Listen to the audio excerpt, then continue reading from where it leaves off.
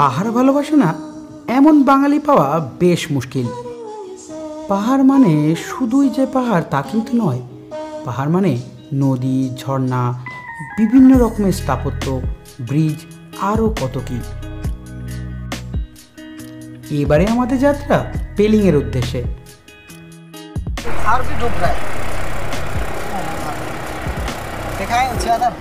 ও পার্টটায় সিকিম আর এ পার্টটা হলো ওয়েস্ট বেঙ্গল।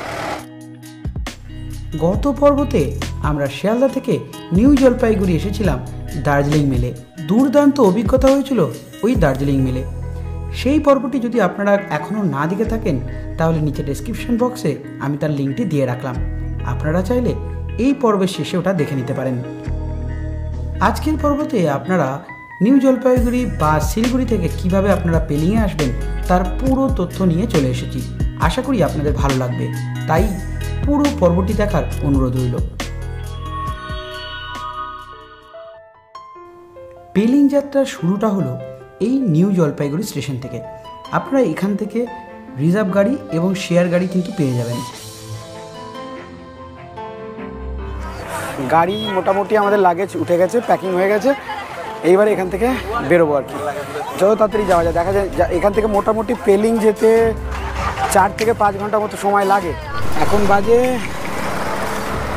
9টা, পুরো 9টা। আর আমরা এখন বেরিয়ে যাচ্ছি এই এনজিপি স্টেশন থেকে। এই আমাদের এই পুরো ট্রিপটা এই দাদাই নিয়ে যাবে। দাদা আপনার নাম? मेरा नाम लुका। क्या लुका? लुका, আচ্ছা। আর আমাদের এই যে টিমের সকলে রয়েছে, এখন সবাই প্রায় ক্লান্ত, সারা রাত্রির জায়গা প্রায়। কারণ গরমে প্রথমে ঘুম আসছিল না, তারপরে এতটাই ঠান্ডা লাগছিল যে সেই রকমভাবে ঘুম হয়নি আর কি। রাস্তাপথে বেশ কিছু ভালো মন্দ দেখতে দেখতে আমরা এগিয়ে গেলাম। রিজার্ভ গাড়ি যদি আপনারা করেন তাহলে মোটামুটি 5 থেকে 5,500 টাকা মতো নিয়ে থাকে 8 সিটার গাড়িগুলো। আর যদি আপনারা শেয়ারিং গাড়িতে যেতে চান তাহলে কিন্তু জোরথাং পর্যন্ত যেতে হবে এনজিপি থেকে, তারপরে জোরথাং থেকে পেলিংয়ের গাড়ি কিন্তু পেয়ে যাবেন। টোটালটা আপনার খরচা হতে পারে মাথা পিছু 600 থেকে 700 টাকা মতন। রাস্তার মাঝে এক জায়গায় নেমে জল এবং শুকনো খাবার তুলে নিলাম গাড়িতে।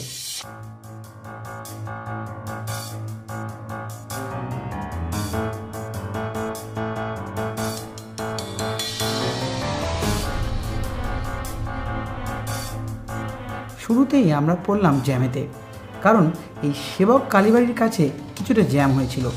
এই সেই মন্দির, এখানে বহুবার এর সামনে থেকে গেছি, কিন্তু কপালে এখনও পর্যন্ত জোটেনি যে এই মায়ের কাছে একবার পূজা দেবো। ফিক্স করেই নিয়েছি এর পরেরবারে আসলে অবশ্যই সবার আগে এখানে পূজা দেবো। আর দেখতে দেখতে আমরা করোনেশন ব্রিজ ক্রস করে গেলাম।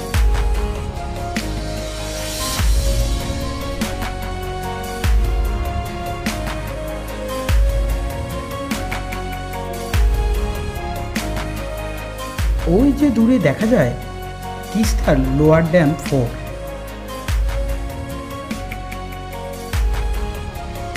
শিলিগুড়ি থেকে সেবক রোডের মাঝে যে রেলের কাজটা হচ্ছে সেটাও দেখলাম বেশ কিছুটা এগিয়ে গেছে। খরস্রোতা তিস্তাকে নিয়ে এগিয়ে গেলাম। খিদেও পেয়েছিল তার সঙ্গে বেশ জোরে, তাই আমাদের ড্রাইভার দাদা একটি সুন্দর রেস্টুরেন্টে নিয়ে গিয়ে উঠল। পেটে তখন রীতিমতো ছুঁচো দৌড়াচ্ছে। চলুন এগিয়ে যাই। এখন কি চটপট গিয়ে ভেতরে গিয়ে ব্রেকফাস্টটা সেরে নিতে হবে। মেনুটা দেখে বেশ কস্টলি মনে হলেও খাওয়া দাওয়া ছিল বেশ ভালো। আর একটা প্লেট নিলে দুজনের জন্য হয়ে যাচ্ছিল। আমরা নিয়েছিলাম পুরি সবজি আর ফ্রাই মোমো।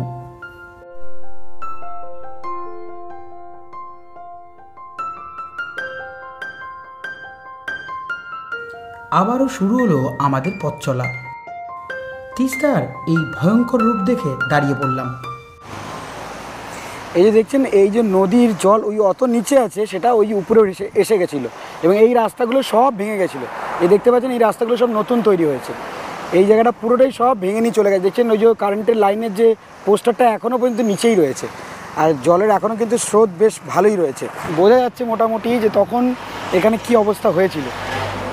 এখনকার যে এই যে ঘোলা জলটা, এটা আমি আগের বারে যখন এসেছিলাম সবসময় সবুজ রং দেখেছি, এবারে কিন্তু পুরোটাই ঘোলা দেখতে পাচ্ছি। তো স্বাভাবিক তিস্তা কিন্তু পাল্টে গেছে বললেই চলে। यहाँ से पूरा गया था ये, हाँ सभी गया था वहाँ तक। वो पूरा पूरा तक हाँ, पूरा पूरा था। ये खुल के बनाया है, ये अच्छा ये सब काट के नया से बनाया है। नया बनाया है। और भी डूब रहा है,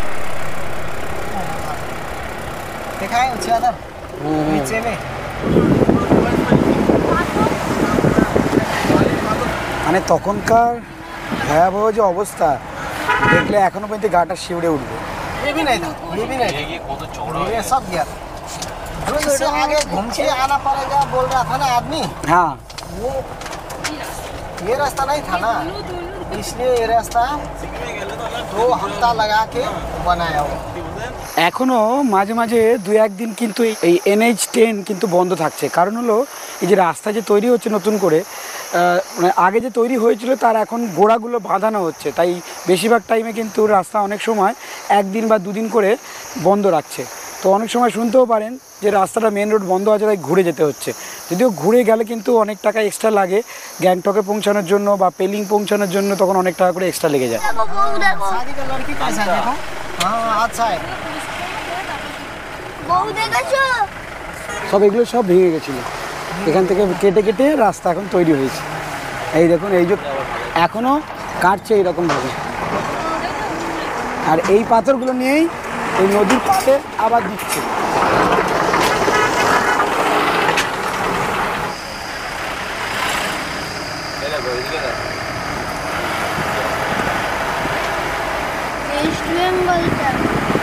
পেলিংয়ে গেলে রংপুর থেকে কেউ কিন্তু ঢোকে না আর কি, বেশিরভাগ সবাই মল্লি থেকেই ঢোকে।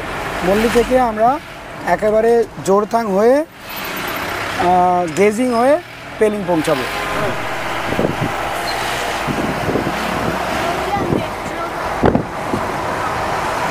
ওই যে ওইদিকে ওই ঘরগুলো সব ভেঙে গেছিলো আর কি।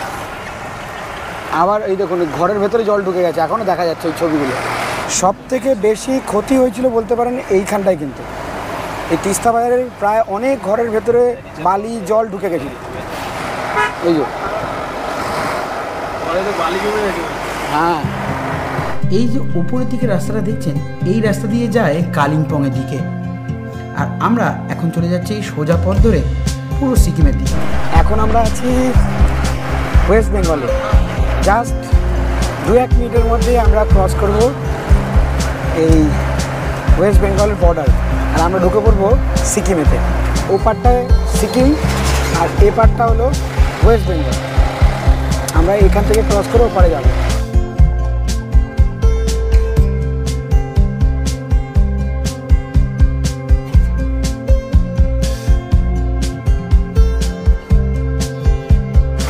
সিকিমে ঢুকছি আমরা।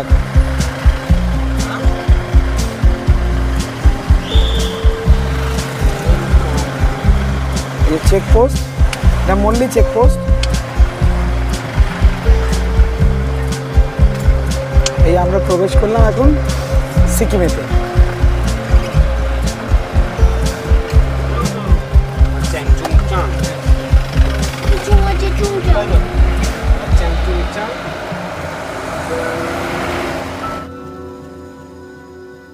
সিকিমে ঢুকতেই পুরো আশপাশটা বেশ পাল্টাতে শুরু করলো।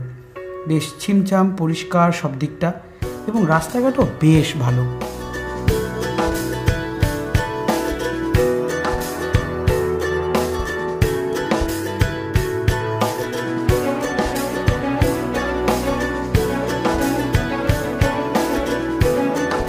আপনারা চাইলে শিলিগুড়ি থেকেও একই রকমভাবে রিজার্ভ করে আসতে পারেন বা শেয়ার গাড়িতেও আসতে পারেন, খরচাটা একই পড়ে।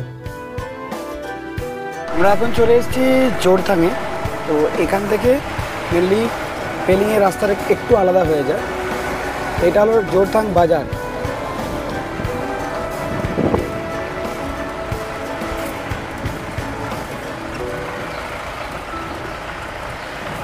এটা জোরথাংয়ের যে ফায়ার স্টেশন আছে সেটা।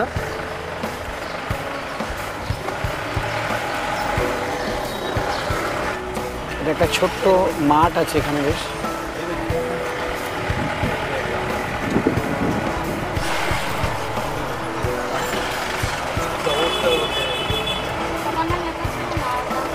এখান থেকে জোরথাং, এটাই হলো ব্রিজ। আর এখান থেকে এই যে বাঁ দিকে যাচ্ছে সেটা হলো পেলিংয়ের দিকে।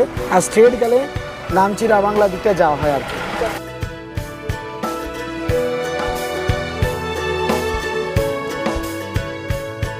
জোরথাং জায়গাটা এত সুন্দর লাগলো যে গাড়িটা একটু দাঁড় করতেই বললাম। ব্রিজটাও বেশ সুন্দর, তো ব্রিজের ওপর তো আর গাড়ি দাঁড় করানো যাবে না, তাই একটু এগিয়ে গেলাম। ওখান থেকে দাঁড় করিয়ে আমরা এখন ব্রিজের সামনে আবার চলে এসেছি।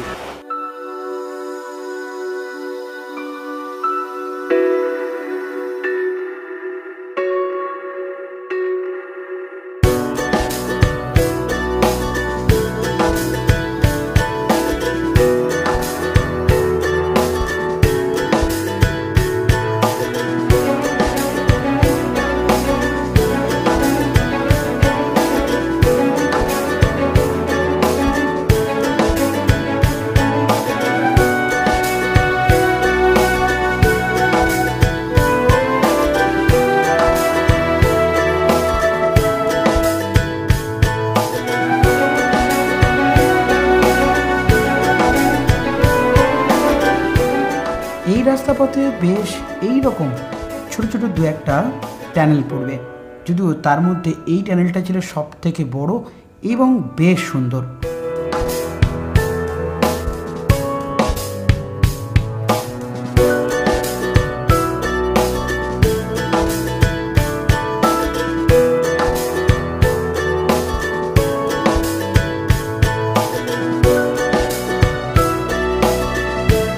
অনেকক্ষণ ট্রাভেল করতে করতে আবারও দাঁড়িয়ে পড়লাম এক জায়গাতে। বুঝতে পারছি না এটা কী ধরনের ফুল, কিন্তু একটা অদ্ভুত টাইপের ফুল, এটুকুনি বলতে পারি। না পাহাড়ি ফুল মানা না, কোথায় অ্যালার্জি হয়ে গেলে মুশকিল হয়ে যাবে, অ্যালার্জি হয়ে গেলেই মুশকিল হয়ে যাবে। আবারও ছেড়ে দিল আমাদের গাড়ি, আর একটু দূরে যেতেই বৃষ্টি শুরু হয়ে গেল। এই পেলিং ট্রিপটা আমরা যে করেছিলাম, যার আন্ডারে মিলি ওনার সঙ্গে আমি বহুবার ঘুরেছি সিকিমেতে। সিকিমের সমস্ত জায়গায় উনি ঘোরায়, আর এবারেও তাই ওনার কাছেই বুক করেছিলাম। তার নাম্বারটি আমি ডেসক্রিপশন বক্সে দিয়ে দিলাম। পেলিংয়ে রুম নিলে সব থেকে ভালো জায়গা হলো মিডিল পেলিং। লোয়ার পেলিংয়ে গেলে একটু দূর হয়ে যায়, আবার আপার পেলিংও একটু দূর হয়ে যায়। আমরা নিয়েছিলাম একেবারে মিডিল পেলিংয়ে একটি সুন্দর এবং গুছানো একটা হোটেল, যার নাম ছিল পঞ্চক। হোটেলে এসেছি, কিন্তু বাইরে বৃষ্টি পড়ছে, তাই বাইরে থেকে সেরকম দেখাতে পারলাম না। আগে রুমে গিয়ে ঢুকি। আমাদের 3টে রুম নেওয়া আছে এখানে। যে ভিউ রুমটা পেয়েছি এটা হলো এই 403 নম্বর রুম। আর এই রকম তার ভেতরের কন্ডিশন। এখানে একটা সুন্দর ড্রেসিং টেবিল রয়েছে, একটা ওয়ার্ড্রোব মতন করা রয়েছে, একটা সুন্দর একটা ছোট্ট আলমারি মতো রয়েছে যেখানে সুন্দর ব্যবস্থা রয়েছে। আর বেডটা বেশ বড়, মোটামুটি 3 জন আরাম করে থাকতে পারবে। আর এখান থেকে পুরো ভিউটা পাওয়া যাচ্ছে, এই দেখতে পাচ্ছেন। জানলা খুললেই কাঞ্চনজঙ্ঘা দেখা যায়। কিন্তু সমস্যাটা হলো এখান থেকে কিন্তু এখন ভিউ পাওয়া যাচ্ছে না, যেহেতু মেঘ হয়ে রয়েছে। আর এদের বেশ মোটাসোটাই কম্বল দেখছি। বাথরুমের দেখি চলুন, ওয়েস্টার্ন স্টাইলের পুরো বাথরুম, বেশ ভালো, গিজারও আছে। এখানে একটা আয়না মতন রয়েছে, আর সুন্দর সব কিছু ব্যবস্থা রয়েছে। এখানে একটা হ্যাঙ্গার মতো রয়েছে। এই হলো ভেতরের কন্ডিশন। আমরা যে রুমটা রয়েছে সেটা হলো এইটা। ঠান্ডা মোটামুটি লেগেছে, তাই বাবু উনি একদম গায়ে চাপিয়ে নিয়েছে। এখানে দেখছি এখানে একটা টিভি আছে, আবার এখানেও একটা টিভি আছে। এটা পুরাতন টিভিটা কি খারাপ আছে না ভালো আছে, যাই হোক। আয়না আছে, সুন্দর একটা ড্রেসিং টেবিল আছে, ওয়ার্ড্রোব রয়েছে, বেশ বড় সড়ো। মোটামুটি আমরা ইজিলি এখানে থাকতে পারবো। তো মোটামুটি এখনও পর্যন্ত সব ঠিকঠাক। এবারে গিয়ে নিচে যাব। আগে খিদে পেয়েছে খুব জোর, আগে খাওয়া দাওয়াটা ছাড়ি, তারপর যা খুশি করবো। যে এদের রেস্টুরেন্টটা হলো এরকম।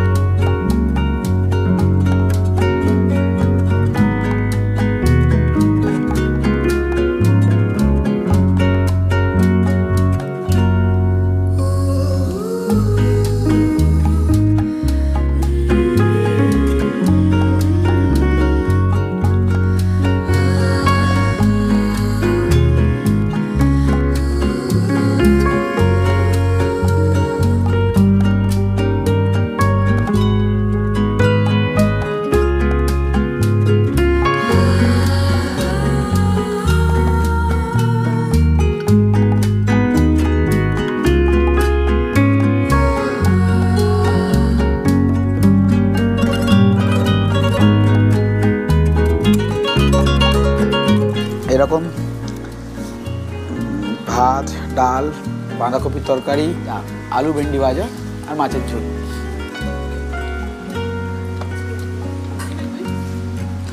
খিদে পেতে খুব জোর, আর ওয়েট করা যাচ্ছে না।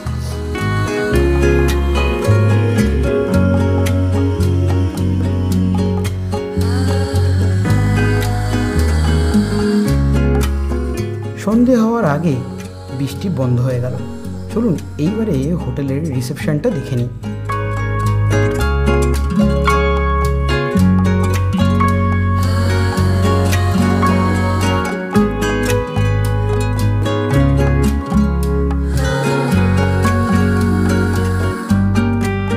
সূর্যি মামা এখন পাটে গিয়েছে আস্তে আস্তে, তাই চতুর্দিকটা অন্ধকার হতে শুরু করেছে। আর অন্ধকারে এই পরিবেশটা দেখলে মন ভালো হয়ে গেল। এখন বাজে রাত্রি 9:30, আর আমরা খেতে চলে এসেছি রাতের ডিনারে। তো রাতে রয়েছে ডিমের কারি, ডাল, একটা ফুলকপি আলুর তরকারি, ভাত, আর শম্পা নিয়েছে রুটি।